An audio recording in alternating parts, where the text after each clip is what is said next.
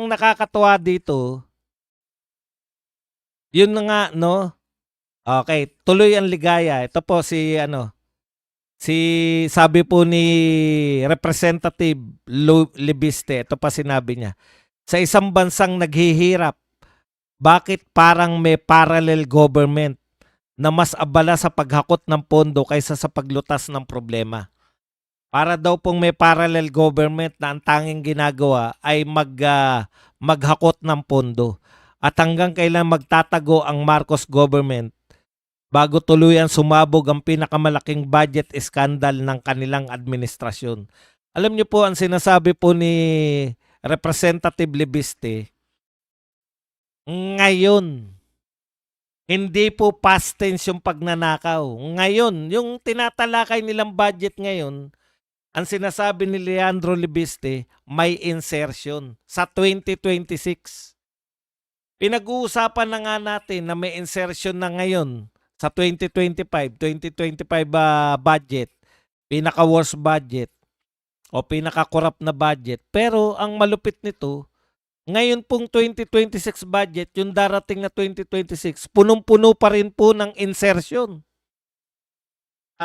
TikTok naman, mag heart man lang kayo o kaya kung ano man yung gusto nyong gawin diyan sa buhay, magbigay kayo ng regalo. Yan. Meow meow. Marley, saan tayo bukas? Sa EDSA tayo.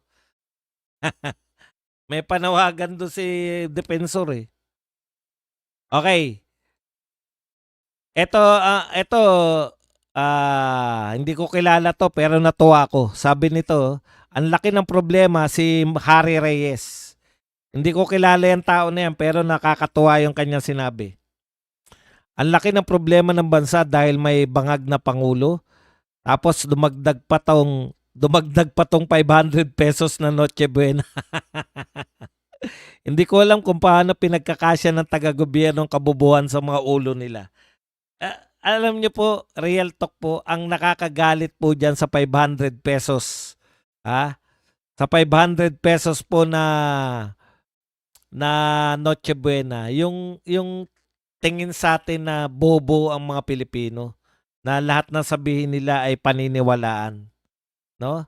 Hindi yata naman malengke yung DTI, Representative 500, putya. Alam niyo po ba yung mabibili niyo sa 500? Bumili lang kayo ng ihaw-ihaw, yung ihaw lang po, yung mga ulo, yung mga, kumbaga, pampamilya lang po.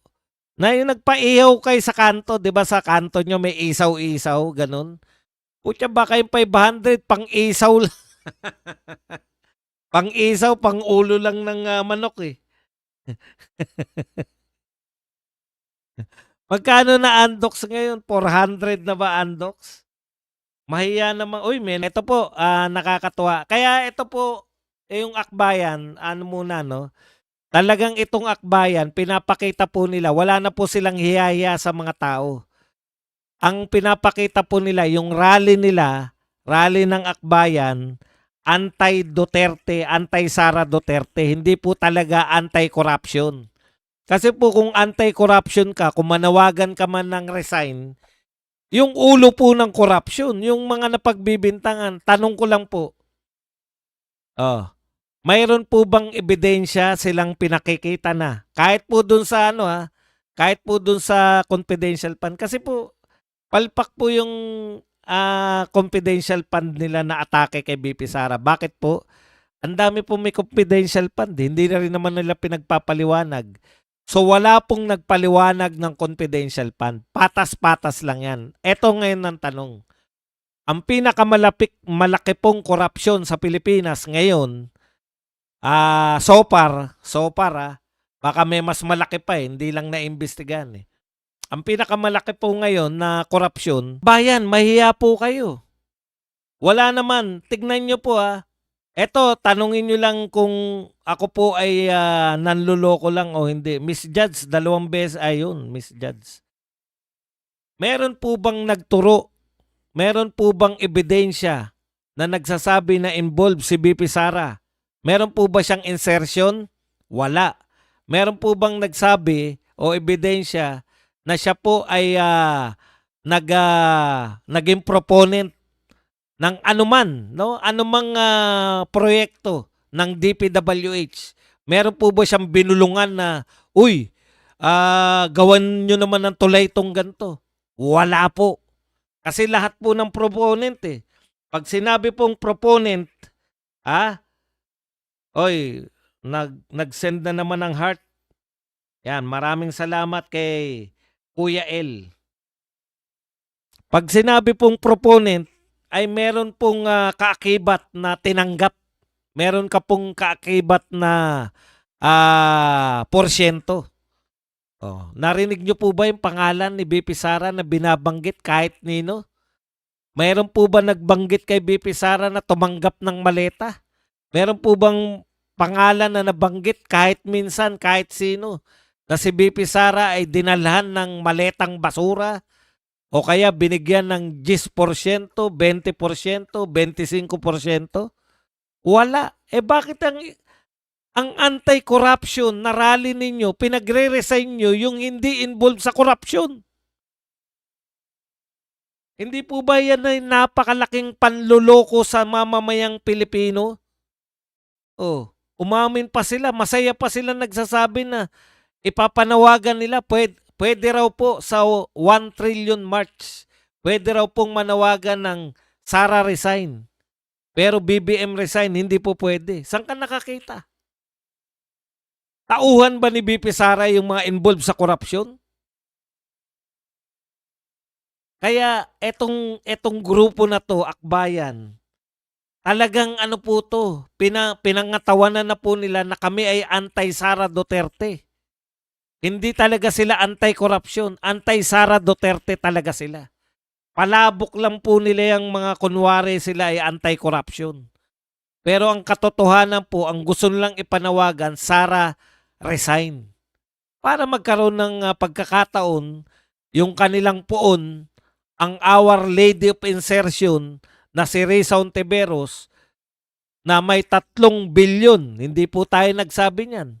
Si Katon Ying, 3 bilyong insertion.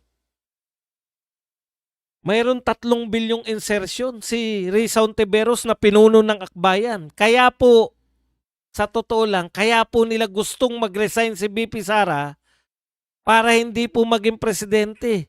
Dahil takot na takot sila. Pag naging presidente si BP Sara, lahat sila maiimbestigahan. Oh. Si Risa Ontiveros, nako, napakarami. Our Lady of Insertion yan. 3 bilyon. Oh, magkano na nga, ano na nga yung sinabi? 25% ang sa senador. So kung 25% po ng 3 bilyon, pucha, malaking pera yan. 75 million. Tama ba? Hindi billion eh. 750 pala. 750 million. Hindi po pala 75 million. 750 million. Thank you kay Miss Judge sa 500 pesos. Oh. Kaya po lahat tong mga to, kaya po sila takot na maging presidente si BP Sara. Dahil alam nila hindi sila paliligtasin. Sa dami nilang nagawang kalokohan sa Pilipinas, hindi sila paliligtasin. Kaya mas gusto pa nila na manatili itong ganitong kalagayan na nakawan araw-araw kaysa maging presidente si BP Sara.